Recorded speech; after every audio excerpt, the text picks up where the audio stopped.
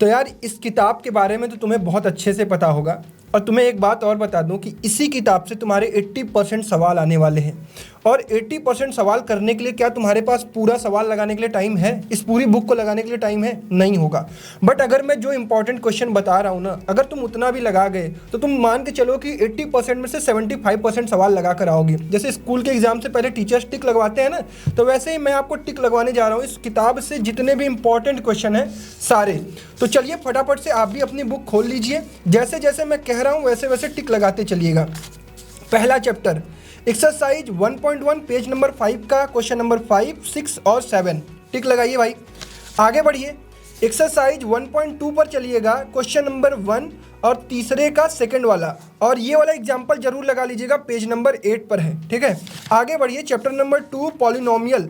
Polynomial में जो पहला एक्सरसाइज दिया गया है ना, ये तो तुम्हारे लिए बहुत आसान सा है, इसको छोड़ दोगे तुम कर जाओगे।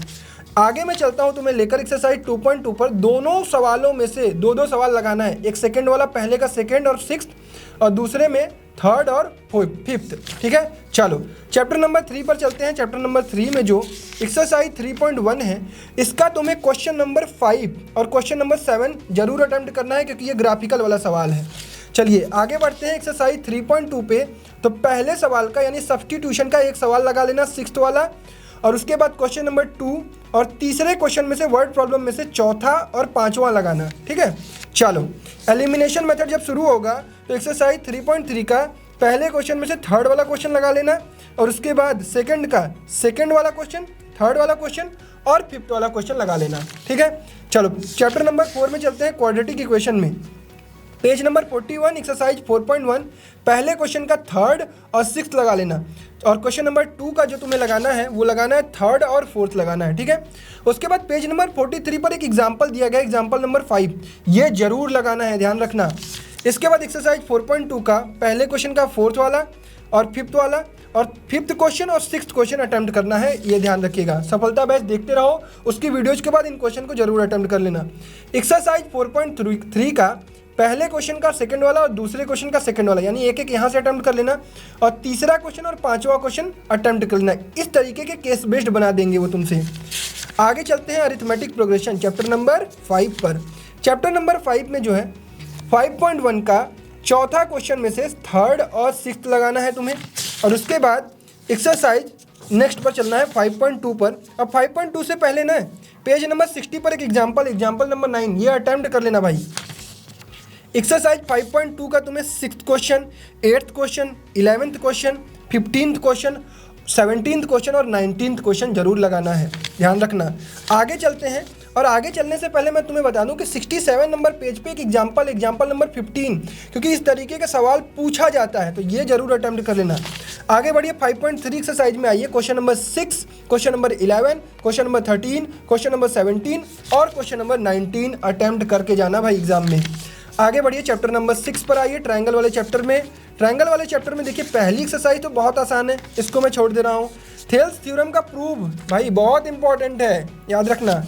आगे बढ़िए, एक्सरसाइज 6.2 में जब आप आएंगे तो question number 4, question number 6, question number 9 और क्वेश्चन नंबर 10 लगाना है। इससे पहले एक एग्जाम्पल मुझे याद आ रहा है, हाँ 83 पर एग्जाम्पल नंबर 2 जरूर लगाना है, ध्यान रखिएगा। आगे बढ़िए, एक्सरसाइज 6.3 पर चलते हैं। 6.3 में आपका जो सवाल इंपॉर्टेंट है वो है आपका question number 7, question number 9, question number 13 और 14 मोस्ट इंपॉर्टेंट है, ध्यान रखिएगा। आगे बढ़िए, चैप्टर नंबर 7 पर चलते हैं। चैप्टर नंबर 7 कोऑर्डिनेट ज्योमेट्री है हमारा। तो कोऑर्डिनेट ज्योमेट्री का एक एग्जाम्पल यहाँ पर है, पेज नंबर 104 पे चौथा वाला, इसे लगा लीजिएगा। और 7.1 में तीसरा क्वेश्चन, 7वां क्वेश्चन, इसे अटेम्प्ट करना है, और 10वां क्वेश्चन। ठीक है, इक्विडिस्टेंट वाले जितने भी सवाल लगाने हैं। आगे बढ़ते हैं, 7.2 पर बढ़ते हैं। 7.2 में इससे ये देखो केस बेस्ड का सवाल है, ये लगा लेना। बाकी केस बेस्ड वाले वीडियो में तो ये करवाऊंगा ही। चौथा सवाल, 8वां सवाल और 10वां सवाल लगाना है तुम्हें। ठीक है, अब आगे बढ़ते हैं, ट्रिग्नोमेट्री तुम्हारा बहुत फेवरेट होगा। चलो, ट्रिग्नोमेट्री के कौन कौन से सवाल लगाने हैं और कौन कौन से एग्जाम्पल इंपॉर्टेंट है, जल्दी जल्दी टिक कर लो। Example number 5 page number 120, question exercise 8.1 का एक सवाल ये भी लगा लेना, 5वां वाला, और उसके बाद 9वां 10वां इसे लगा लेना। ठीक है, आगे बढ़िए एक्सरसाइज 8.2 पर पहले क्वेश्चन का फोर्थ और फिफ्थ ये तुम्हें 3 नंबर में मिल जाएगा कहीं ना कहीं, ध्यान रखना।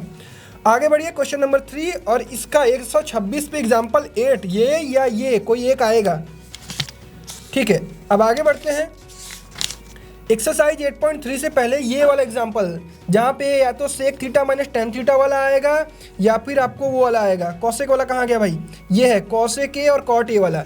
यानी 8.3 पे आपका चौथे का थर्ड, सिक्स्थ, एट्थ और उसके बाद 9th और 10th, ठीक है।